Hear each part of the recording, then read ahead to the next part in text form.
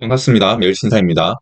오늘의 기사 요약입니다. 주권가에서 4월 국내 금리 인상에 대한 예측을 내놓고 있습니다. 유럽판 인플레법인 CRMA가 발효될 예정으로 차 배터리 관련주의 지나친 비용 증가로 이어지지 않을까 우려되고 있습니다. 2차전지 소재주 랠리가 지속되고 있는 상황으로 투자자들의 신중한 투자가 요구되고 있습니다. 최근 원전 관련주가 지속적으로 상승해주는 모습을 보여줘 원전 관련주에 대한 기대감이 높아지고 있습니다. 원달러 환율입니다. 원달러 환율이 1323원을 최고로 1320원으로 마감했습니다.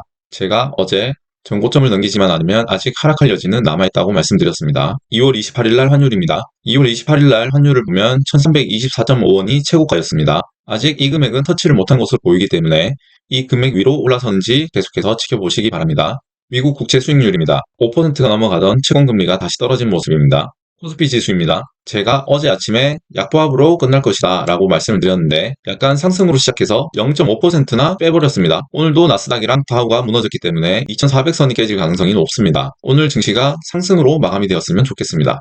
유럽에서 미국의 IRA와 비슷한 CRMA 인플레법이 나온다고 합니다. 만약 유럽판 IRA 전략이 미국이랑 비슷하게 나온다면 한국은 유럽에도 공장을 엄청 많이 지어야 합니다.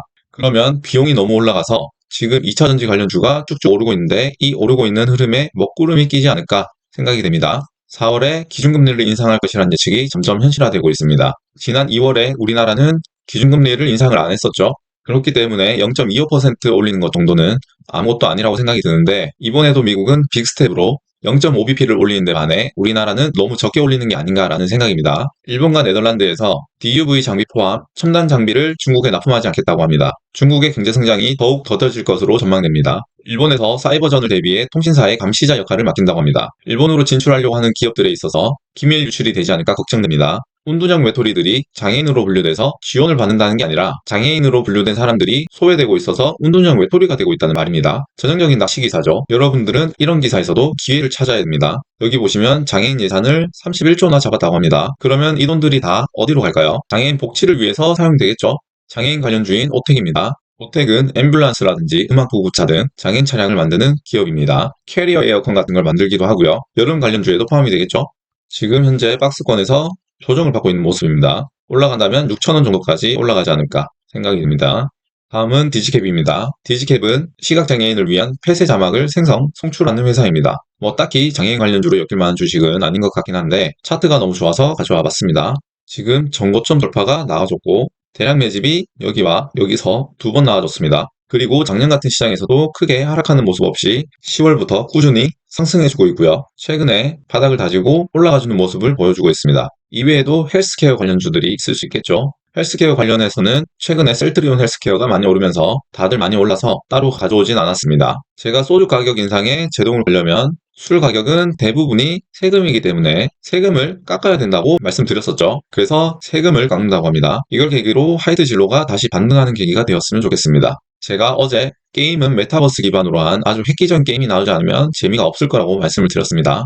원전 관련해서 두산 에너빌리티 등 많이 올라주고 있는 모습입니다. 제가 추천드렸었던 우진이랑 BHI도 많이 올라줬습니다. 제가 GS 리테일, BGF 리테일, 이마트는 경기 방어주로서 같이 들고 가라고 말씀드렸었죠. 혹시라도 금리 변동으로 주식이 빠진다면 경기 방어주가 방어를 해주기 때문에 약간의 위험을 분산시키는 역할을 해줄 겁니다.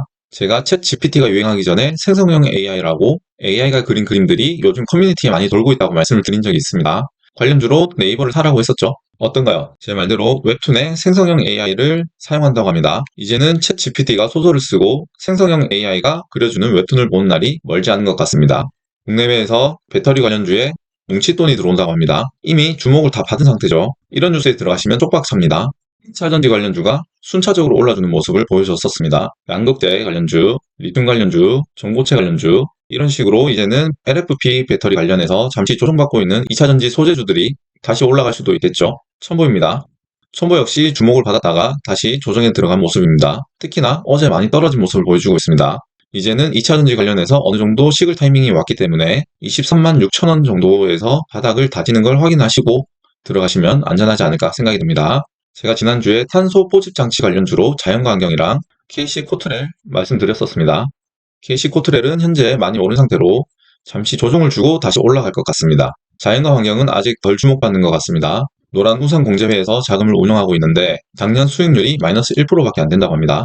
작년 주식 투자 비중을 줄이고 채권 투자를 많이 했기 때문이라고 합니다. 올해는 채권 투자 비중을 낮추고 국내 사모펀드와 부동산에 주로 투자하겠다고 합니다. 제가 연기금 투자를 따라하라고 말씀을 드렸었죠. 노란우산 경제에서는 올해 부동산이 최저가를 기록할 것으로 내다봤다는 겁니다. 그리고 채권 투자도 낮춘다고 하죠. 채권 역시 올해가 정점이라는 걸 시사하는 것 같습니다. 짝퉁방지법에 네이버 등 오픈마켓 책임을 강화시켰습니다만 법적으로 오픈마켓에 책임을 물을 수는 없습니다. 그 대신 오픈마켓이 짝퉁에 대해서 적극적으로 움직이라고 한 겁니다. 이번 기사로는 네이버를 두드려 팰 수가 없을 것 같습니다. 네이버입니다. 네이버가 23만 2천원까지 올랐다가 최근에 계속해서 조정받는 모습을 보여주고 있습니다. 네이버가 이제 다시 들어갈 때가 되지 않았나 생각이 듭니다. 네이버는 지금 챗 GPT라든지 은행이라든지 데이터 센터 같은 각종 이슈의 중심에 있습니다. 오늘의 기사 요약입니다. 증권가에서 4월 국내 기준금리 인상에 대한 예측을 내놓고 있습니다. 유로판 인플레법인 CRMA가 발표될 예정으로 차 배터리 관련주의 지나친 비용 증가로 이어지지 않을까 우려되고 있습니다. 2차전지 소재주 랠리가 지속되고 있는 상황으로 투자자들의 신중한 투자가 요구되고 있습니다. 최근 원전 관련주가 지속해서 상승해주는 모습을 보였죠. 앞으로 원전 관련주에 대한 기대감이 높아지고 있습니다. 오늘은 여기까지 하겠습니다. 감사합니다.